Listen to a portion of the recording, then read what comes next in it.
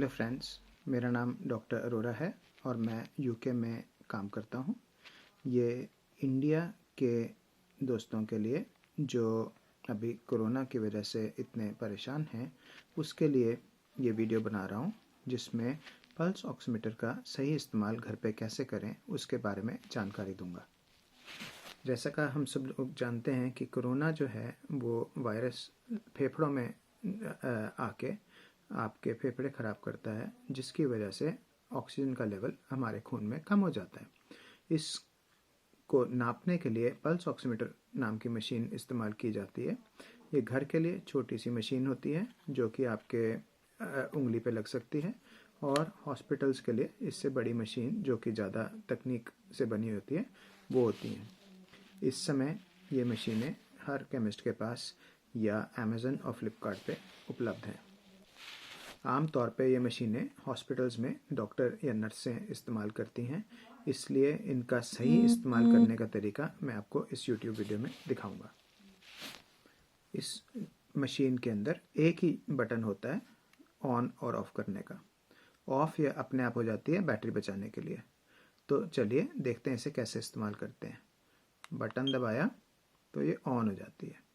जब ये तैयार हो गई तो इसके अंदर एक सेंसर लगा होता है, खोल के दिखाता हूँ, जिसके अंदर लाइट फ्लैश कर रही है लाल रंग की। एक तरफ सेंसर में लाइट फ्लैश कर रही है, दूसरी तरफ एक खिड़की बनी हुई है जहाँ पे लाइट जाती है। तो लाइट जो है उसको आपके उंगली के बीच में से निकलना है, ताकि आपका जो खून है उंगली में जो बह रहा है, चल रहा है, उसकी ऑक्सीजन लेवल देखनी है हमने। अगर टेढ़ा मेढ़ा या उंगली को ऐसे टेढ़ा रख देंगे या ठीक से नहीं लगाएंगे, जैसे आधी टेढ़ी है, तो रीडिंग सही नहीं आएगी। तो इसको इस्तेमाल करने का फ़ायदा नहीं होगा। इसमें दर्द नहीं होता, आराम से आपकी उंगली रखने की जगह बनी हुई है। इसे खोलिए और ये दो विंडो जो बनी हुई हैं उनके बीच में यूँ लगा लीजिए। जब यूँ लगा लिया आपने फिंगर के बीच में, थोड़ी देर इंतज़ार करिए। ये साइड में आपको ऊपर नीचे आती हुई दिख रही है, ये पल्स का वेव फॉर्म है। अगर कई ऐसे थोड़े से बेटर वाले जो होते हैं उनके अंदर पूरा वेव फॉर्म का ग्राफ आता है, तो वो अच्छे से ग्राफ आना चाहिए और थोड़ा समय लगता है इसको करेक्ट रीडिंग पकड़ने के लिए। इस समय मेरी रीडिंग दिखा रहा है ये 99% जो ऊपर सैचुरेशन लिखा है, और हार्ट रेट 76 दिखा रहा है। हाथ को बिल्कुल ज़्यादा हिलाना नहीं है, आराम से रखिए। अगर आराम से बिना हिलाए नहीं रख सकते तो कहीं बिस्तर पे रख सकते हैं, या अपने ऊपर अपनी छाती पे रख सकते हैं, या हाथ पे रख लीजिए, कहीं भी रख लीजिए, बस थोड़ा सा सहारा देके, ताकि उंगली ना हिले जब ये रीडिंग ली जा रही है। दूसरा, रीडिंग गलत भी हो सकती है, तो उसके लिए सबसे ज़रूरी है ये देखना कि ये जो ग्राफ या ये जो साइड में ऊपर नीचे हो रहा है, ये ठीक से होते रहना चाहिए। अगर वो ठीक से ऊपर नीचे नहीं जा रहा या ग्राफ ठीक से नहीं आ रहा, तो उसका मतलब है कि रीडिंग सही नहीं आएगी। अगर आपका हाथ बहुत ठंडा है तो थोड़ा सा पहले उसे रगड़ के गर्म कर लीजिए, क्योंकि अगर हाथ बहुत ठंडे होते हैं तो सर्दियों में जैसे होता है कि हाथ बहुत ठंडे हो गए तो उंगलियों में ज़्यादा खून नहीं जाता, हल्की हल्की उंगलियां नीली पड़ जाती हैं, नॉर्मल लोगों में भी। तो हाथ को थोड़ा गर्म कीजिए, हाथ अंदर रख लीजिए या किसी गर्म चाय के ग्लास को पकड़ के कुछ समय बैठ जाइए। जब बढ़ जाए, टेम्परेचर नॉर्मल लगे उंगली का, तब पल्स ऑक्सीमीटर की रीडिंग लेनी ठीक है। अगर किसी ने नेल पॉलिश लगाई हुई है तो नेल पॉलिश जो है, क्योंकि वो इंटरफेयर करती है लाइट को जाने में एक तरफ से दूसरी तरफ इस पल्स ऑक्सीमीटर में, तो वो रीडिंग थोड़ी गलत दिखा सकती है। हमेशा गलत नहीं दिखाती, लेकिन गलत हो सकती है।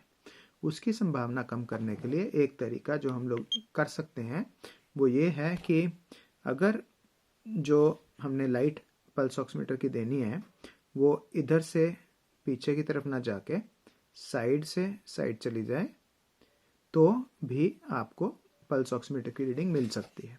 अगर हो सके तो उंगली पे से हटा लीजिए नेल पॉलिश पहले, फिर लगाइए। अगर ना हो सके, किसी वजह से नहीं हट रही है, तो ये तरीका लगा सकते हैं। मैं दिखाता हूँ। नॉर्मल तरीका, ये खोला और जो लाल बत्ती जल रही है अंदर, उसके बीच में लगाया। आराम से थोड़े समय के लिए इंतज़ार किया और देखा कि क्या रीडिंग आ रही है।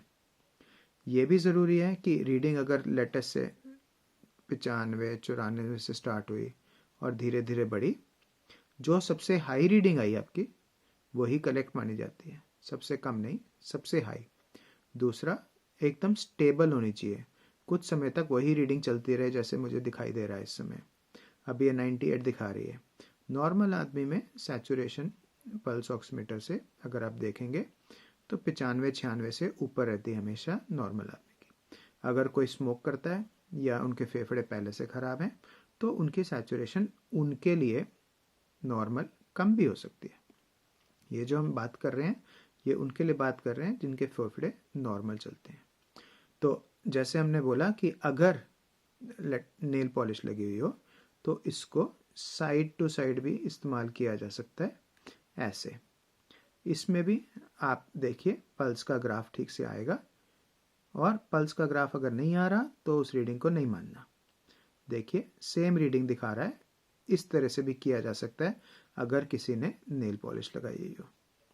अगर हिना लगाया हुआ मेहंदी लगाते हैं तो उसमें कभी कभी इंटरफेरेंस आती है। कोई भी लाल से रंग की चीज़ होती है वो इंटरफेयर कर सकती है, नीली चीज़ भी इंटरफेयर कर सकती है।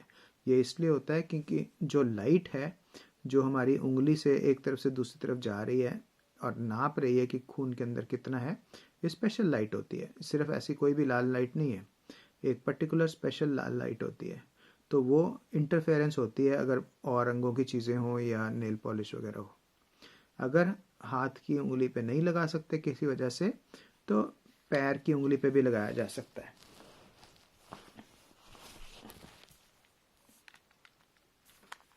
आपको दिखाने के लिए उल्टा करके।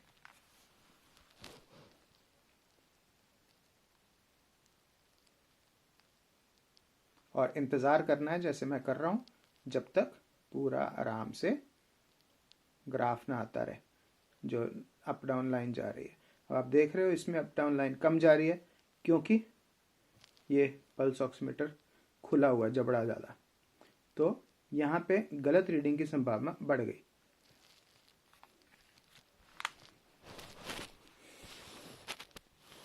अगर आपकी पल्स ऑक्सीमीटर की रीडिंग 94% से कम जा रही हो बार बार, तो ये निशानी है कि आपको आगे ट्रीटमेंट चाहिए। अपने डॉक्टर से संपर्क कीजिए।